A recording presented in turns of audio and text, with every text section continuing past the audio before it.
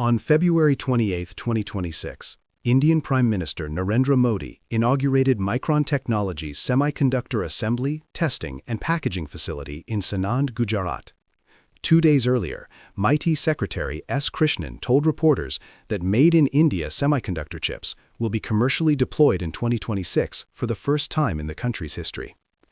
And in the 12 months ending March 2025, India assembled $22 billion worth of iPhones, up 60% year-on-year, with 97% of Apple's Indian exports going directly to the United States.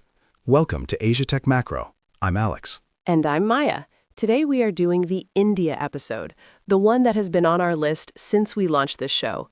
India's semiconductor ambitions, the Tata Electronics and Apple supply chain relationship, and the honest answer to the question that every investor is asking: is this the real thing, or is India doing what it has done for 30 years, announcing transformative industrial policy and then under-delivering? Let's start with what actually happened in February 2026, because there were multiple significant developments in the same week.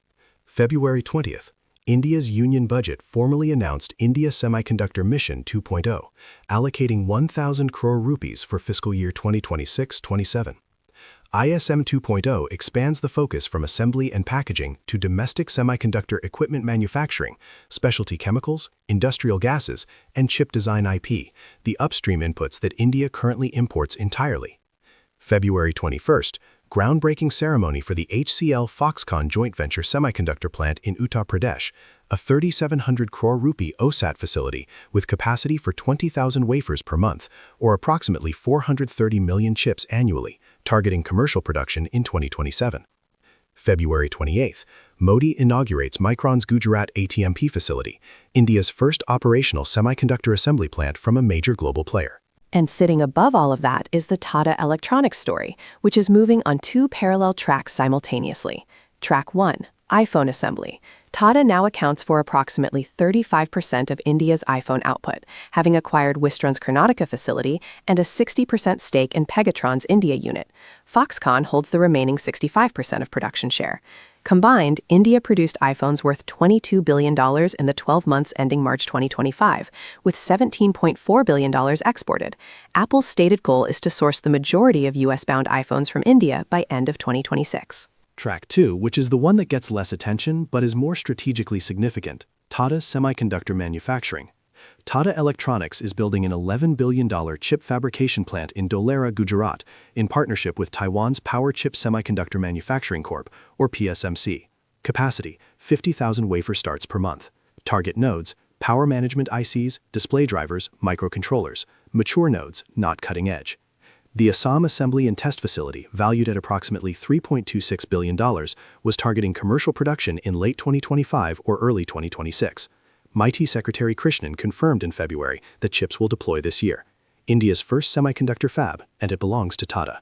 The India Semiconductor Mission delegation visited ASML headquarters in Eindhoven in January 2026, and ASML has indicated plans to establish a support office in India. The Dholera fab is confirmed to incorporate ASML lithography systems. NXP Semiconductors, which already employs more than 3,000 engineers in India across R&D operations, indicated that India could account for 8 to 10% of its global revenue in coming years. And on March 4th, just last week, an Indian trade delegation visited the semiconductor hub of Brainport, Eindhoven, to explore partnerships with Dutch equipment makers. The ecosystem build-out is real, and it is accelerating. Now let's get into segment 2, because the Apple relationship and the semiconductor ambition are related, but they are not the same story, and conflating them is how analysts make mistakes about India's trajectory. Maya, let's untangle this. Right. Apple's India expansion is primarily an assembly story. The iPhones being built in Tamil Nadu and Karnataka are assembled from components that are predominantly imported: displays from Samsung, LG, and BOE in Korea and China, chips from TSMC in Taiwan, cameras from Sony in Japan. India provides labor, land, and the PLI incentive subsidy. The value add is real, but it is downstream. What India does not yet do is manufacture the components that give the iPhone its value. That's the gap that the semiconductor mission is trying to close over the next 5 to 10 years. And that gap is larger than most coverage acknowledges.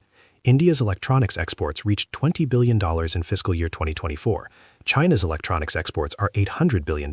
That's a 40-to-1 ratio. India is not catching up to China in electronics manufacturing. It is building a beachhead in a specific segment, iPhone assembly, that was made available to it by geopolitical factors that China created through its own behavior. The question is whether India can use that beachhead to move upstream into components and chips before the geopolitical tailwind fades. Okay, devil's advocate. The ISM 1.0 numbers are actually more impressive than the skeptics give credit for. The PLI scheme has dispersed significant incentives to Tata, Foxconn, and others. Between fiscal year 23 and 25, Tata received $240 million in PLI payments, and Foxconn received $328 million. India's share of global iPhone manufacturing went from less than 1% in 2017 to 17% in 2025, with projections of 25 to 35% by 2026. And in Q2 25, smartphones assembled in India accounted for 44% of all U.S. smartphone imports, surpassing China for the first time. These are not small numbers. They're not. And I want to be precise about what I'm skeptical about, because it's not the assembly ramp. The assembly ramp is real, it's documented, and it's happening faster than most people expected. What I'm skeptical about is the semiconductor component story. The Dulera fab will produce mature node chips, the kind that power automotive sensors, display drivers, microcontrollers. It will not produce the advanced logic chips that go into iPhones. Those will continue to come from TSMC for the foreseeable future. India's semiconductor ambition, properly understood, is a strategic autonomy play for mature nodes, not a challenge to Taiwan's dominance in advanced logic. And the question of whether that distinction matters for investors is exactly what the contrarian corner is about. Stay with us. The ripple effect of all of this extends well beyond Apple. The February 2026 budget's ISM 2.0 announcement signals that the Indian government is now thinking about the full semiconductor stack, not just attracting assemblers, but building domestic equipment suppliers, chemical producers, and design IP firms. This has implications for the global equipment industry. ASML's India Support Office, NXP's revenue projection, the Dutch delegation in Eindhoven, these signal that India is beginning to draw in the Tier 2 ecosystem players that follow wherever volume manufacturing goes. For Japanese and European semiconductor equipment companies that have been China Plus One beneficiaries, India is now a credible second diversification destination. That's a structural shift that will show up in equipment order books over the next 18 to 24 months. Contrarian corner. And my position today is going to frustrate the India bulls in our audience, because I want to challenge the most seductive narrative in Asian tech investing right now, that India is on a straight line path from iPhone assembly to semiconductor sovereignty. I don't think that's the right frame, and here's why. Okay, the floor is yours. The Dulera fab, Tata Electronics, $11 billion, partnership with PSMC Taiwan, is producing mature nodes, power management ICs, display drivers, microcontrollers. These are chips that were cutting edge in the 1990s. The global market for mature node chips is commoditizing rapidly, with Chinese producers, SMIC, Huahong, aggressively expanding capacity at exactly these nodes. China is currently running significant overcapacity in mature semiconductor manufacturing and is pricing aggressively to gain market share. Tata's Dulera fab will enter commercial production competing directly against Chinese fabs that have a 30-year head start, dramatically lower cost structures, and state support that makes India's PLI scheme look modest. The structural economics of the segment Tata is entering are deteriorating at exactly the moment India is arriving. That's a pointed challenge. But doesn't the geopolitical tariff premium change that calculus? If U.S. customers are paying Section 301 tariffs on Chinese chips and zero tariffs on Indian chips, Tata's cost disadvantage gets partially offset. Partially, not fully. Reuters reported that iPhone production costs in India run approximately 10% higher than in China, and that's in assembly, where India has been building capability for 8 years. In semiconductor fabrication, which India is doing for the first time, the cost premium versus mature Chinese fabs will be substantially higher than 10% for the first several production cycles. The PLI subsidy covers up to 50% of project cost, but it doesn't cover operating cost premiums on an ongoing basis. Once the facility is running, Tata competes on chip price, and on chip price in mature nodes against Chinese producers, India does not currently have a winning hand. So what's the actual bull case for India semis, in your view? Because you're not saying it's worthless. The bull case is strategic autonomy, not commercial competitiveness. India having domestic semiconductor production capacity, even at mature nodes, even at higher cost, has genuine national security value. Automotive, defense, telecom infrastructure, grid management, these systems cannot be dependent on chips sourced exclusively from geopolitically contested suppliers.